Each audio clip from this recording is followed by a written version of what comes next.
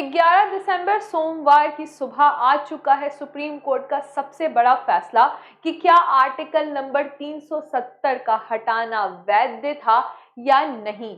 तो आप जानते हैं कि आर्टिकल नंबर 370 और 35 का प्रोविजन ए ये जम्मू कश्मीर को एक स्पेशल स्टेटस देता है। सबसे पहले तो हम ये जानेंगे कि स्पेशल स्टेटस की जरूरत क्या है। तो जब भी हमारा कोई ऐसा क्षेत्र जो कि अविकसित है या बाकी इंडिया मेन स्ट्रीम इंडिया से थोड़ा सा पिछड़ा हुआ है तो हम उसे एक स्पेशल स्टेटस देते हैं। ये बाकी राज्य को भी मिला है, जैसे कि नॉर्थ ईस्ट में आप देख सकते हैं। तो जम्मू कश्मीर को भी आर्टिकल नंबर 370 के तहत एक स्पेशल स्टेटस दिया गया, ये सोच के कि जम्मू कश्मीर को अलग थलग नहीं लेकिन भारत के मेन स्ट्रीम में जोड़ा जाएगा और जम्मू कश्मीर में भी विकास होगा। लेकिन इससे जो प्रोविजन था ये टेम्पररी प्रोविजन था, अस्थायी प्रोविजन था। बाकी लोगों को लगा कि ये परमानेंट है और इस पे बाकी बाद में विवाद भी हुआ। तो आइए जानते हैं कि कोर्ट ने क्या कहा। मेरा नाम है कीर्ति पांडे और आप देख रहे हैं बीपीएससी अनअकैडमी। तो सबसे पहले हम जानेंगे इस आर्टिकल नंबर 370 के बारे में। तो 370 की कहानी ये है कि एन गोपालस्वामी यंगर ने इसे ड्राफ्ट किया था और ये जो है 17 अक्टूबर 1949 में आया आर्टिकल 370 जम्मू कश्मीर को एक प्रोविजन देता था कि जम्मू कश्मीर अपना संवैधानिक सभा बना सकता है, कंस्टिट्यूएंट असेंबली बना सकता है। और कंस्टिट्यूएंट असेंबली 5 साल तक इसकी बैठक हुई, 56 बैठक हुई टोटल, 75 मेंबर्स थे इसमें। 17 नवंबर 1956 को संविधान बनकर तैयार हो गया। ये संविधान लागू कब हुआ? तो लागू हुआ ये 26 जनवरी 1957 में। और ये जो संविधान है यहाँ पे ये आप देख सकते हैं कि ये पूरा जो आर्टिकल नंबर 370 है ये क्या क्या राइट्स देता था।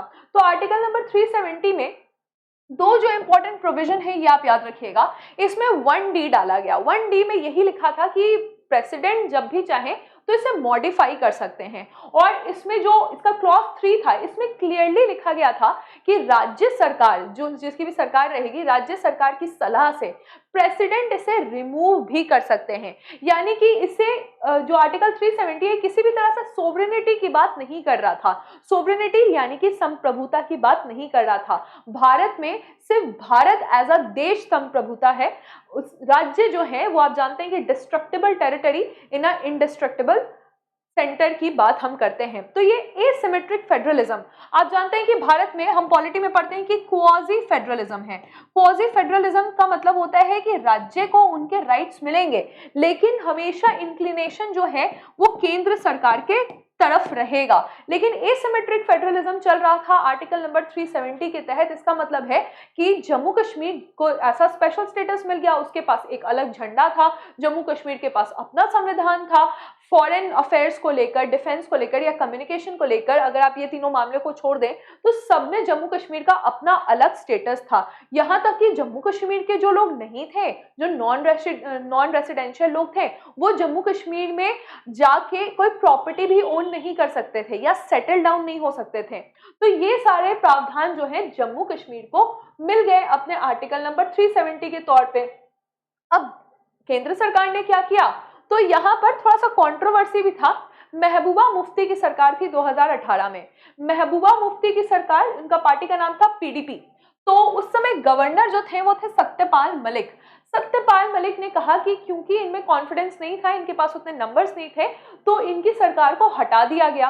अब महबूबा मुफ्ती ने तुरंत से उमर अब्दुल्ला की पार्टी के साथ गठबंधन किया और सत्यपाल मलिक को एक ड्राफ्ट भेजा। लेकिन सत्यपाल मलिक ने कहा कि उन्हें फैक्स मिला नहीं और उसके बाद उन्होंने विधानसभा को भंग कर दिया। और फिर लग गया जम्मू कश्मीर में आर्टिकल नंबर 356, जो कि 356 क्या है, तो प्रेसिडेंशियल रूल लग गया, यानी कि राष्ट्रपति शासन लग गया। और राष्ट्रपति शासन में जैसे ही राष्ट्रपति शासन लगा तो केंद्र सरकार ने सोचा कि आर्टिकल नंबर 370 के क्लॉज 3 में ये तो क्लियरली लिखा हुआ है कि राष्ट्रपति जब भी चाहे तो राज्य सरकार की सलाह लेकर आर्टिकल नंबर 370 को हटा सकते हैं। लेकिन क्योंकि राज्य सरकार नहीं है और जब भी प्रेसिडेंट रूल लगता है तो संसद राज्य सरकार के सारे मामले को तय करती है।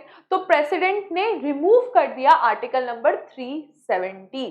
तो याचिका दायर की गई। अभी क्यों कोर्ट में ये बात है, क्योंकि इसके खिलाफ याचिका दायर की गई। क्वेश्चन कभी भी प्रेसिडेंशियल रूल पे नहीं लगा, तो इसीलिए इस याचिका में प्रेसिडेंशियल रूल की कोई बात नहीं की गई, सिर्फ ये कहा गया कि क्या 370 को हटा देना वैध है या नहीं। अब 5 जजेस की बेंच बैठी है, हम सारे एनालिसिस करेंगे। 5 जजेस की बेंच बैठी है जिसमें हमारे chief justice of India DY Chandrachud हैं, जस्टिस संजय किशन कौल हैं, जस्टिस संजीव खन्ना है, जस्टिस BR गवाई है और जस्टिस सूर्यकांत हैं।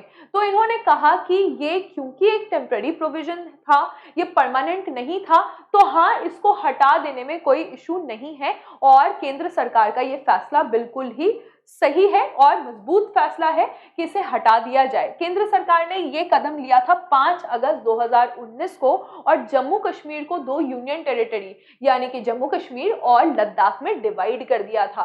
और आप जानते हैं कि इसको डिवाइड करने के बाद ये कह दिया है सरकार ने, क्योंकि अभी सरकार के पास 2 विधेयक पारित हुए हैं, पुनर्गठन के लिए विधेयक और आरक्षण के लिए विधेयक, तो सरकार ने ये कह दिया है कि जल्दी से जल्दी हम यहाँ पे इलेक्शन करवाएंगे और विधानसभा बनाएंगे जिसमें से 114 मेंबर्स रहेंगे, 9 मेंबर्स शेड्यूल्ड ट्राइब्स के लिए रिजर्व रहेंगे, नॉर्थ सीट्स, और 3 सीट जो है वो नॉमिनेट हो सकते हैं लेफ्टिनेंट गवर्नर के द्वारा, जिसमें से 2 कश्मीरी माइग्रेंट्स रहेंगे और 1 विमेन रहेंगी, 1 महिला के लिए आरक्षित रहेगा। साथ ही साथ POK के लिए भी सीट के आरक्षण की बात की गई है। तो ये अभी करंट मुद्दा है। जो 2 सबसे बड़ा स्टेप लिया गया, जो कोर्ट ने 2 सबसे बड़ी बात कही, वो ये कही कि ठीक है आपने इसे हटा दिया, ये एक टेम्पररी प्रोविजन था, इस पे कोर्ट ने अपनी मंजूरी जाहिर की है, लेकिन उसके बाद इन्होंने कहा है क्योंकि केंद्र सरकार ने, ये पावर केंद्र सरकार का है, क्योंकि केंद्र सरकार ने पहले ही अनाउंस कर दिया था कि हम बहुत जल्दी जम्मू कश्मीर को एक स्टेट का दर्जा वापस से देंगे, तो सुप्रीम कोर्ट ने कहा है कि जल्दी से जल्दी जम्मू कश्मीर को उनका स्टेट का दर्जा वापस किया जाए। साथ ही साथ एक डेडलाइन निकाली है जो कि आपके BPSC प्रीलिम्स का भी डेट है, तो 30 सितंबर 2024 का ये डेडलाइन सुप्रीम कोर्ट ने दिया है और कहा है कि इसके पहले जम्मू कश्मीर में इलेक्शन हो जाना चाहिए। इसके अलावा जस्टिस कौल ने ये कहा है कि मानव अधिकार का बहुत ज्यादा उल्लंघन हुआ है और जस्टिस कौल का कहना है, जस्टिस कौल कहते हैं कि क्योंकि कश्मीरी पंडितों के साथ यहाँ पर अमानवीय व्यवहार हुआ और बहुत सारे इम्पार्शियल ट्रुथ भी, जो गलत बात है वो भी रूमर्स फैले गए, तो हम ये चाहते हैं कि 1980 के बाद जो भी दंगे हुए या जो भी ऐसे कोई घटनाएं घटी हैं उसका प्रॉपर इन्वेस्टिगेशन किया जाए। तो यहाँ पे उन लोगों के ट्रॉमा और हीलिंग के बारे में एक इन्वेस्टिगेशन, एक कमेटी बैठाई जाएगी जो कि जम्मू कश्मीर के कश्मीरी पंडितों को उनका अधिकार वापस कर सकती है। इसके अलावा हम देखेंगे कि क्या यहाँ पर जो प्रेसिडेंट रूल लगा और इसके बाद आर्टिकल नंबर 370 को हटाया गया, अगर टेररिज्म पर्सपेक्टिव से देखा जाए तो क्या ये सही था या गलत। तो टेरर एक्टिविटीज की अगर हम बात करें तो टेरर एक्टिविटीज 32% तक घटी है, यानी कि अगर आप डेडलाइन देखिएगा 5 अगस्त 2019 को 370 को हटाया गया, उसके बाद उसके पहले के कंपैरिजन में अगर हम देखें तो 32% टेरर एक्टिविटीज घटा है। 14% जो लोगों को मार दिया जाता था, उनका डेथ हो जाता था किसी दंगे में, वो घटा है। सिक्योरिटी पर्सनल यानी कि जो सुरक्षा के लिए काम कर रहे थे उनमें 52% उनके डेथ घटे हैं और जो लोग टेररिस्ट की ओर, आतंकवाद की ओर जो युवा पीढ़ी जा रही थी उसमें 14% तक की गिरावट आई है। तो ये डेटा देख के लगता है कि आर्टिकल नंबर 370 का हटना शायद ज्यादा बेहतर था। और आप जानते हैं कि आर्टिकल नंबर 370 का लगना सिर्फ इसीलिए इम्पोर्टेंट था ताकि जम्मू कश्मीर मेन स्ट्रीम में आ सके, वहां पे डेवलपमेंट हो सके और वहां पे आतंकवादी गतिविधि को खत्म किया जा सके। क्योंकि ऐसा नहीं हो पाया तो केंद्र सरकार ने इस टेम्पररी प्रोविजन को हटा दिया और इसी के साथ साथ आर्टिकल 35A को भी हटा दिया। बाकी इस पे जो भी अपडेट होगा वो हम आपको बताएंगे। अगर आप मुझसे पॉलिटी, करंट अफेयर्स और IR इसी तरह से पढ़ना चाहते हैं तो आप भास्कर बैच में आ सकते हैं अनअकैडमी में। कोड है कीर्ति, KIRTI, तो कीर्ति कोड का इस्तेमाल करके आज आपको 40% तक का डिस्काउंट मिलेगा। आप भास्कर बैच में एनरोल हो सकते हैं। ये बैच 14 दिसंबर से शुरू होने वाली है। शुक्रिया।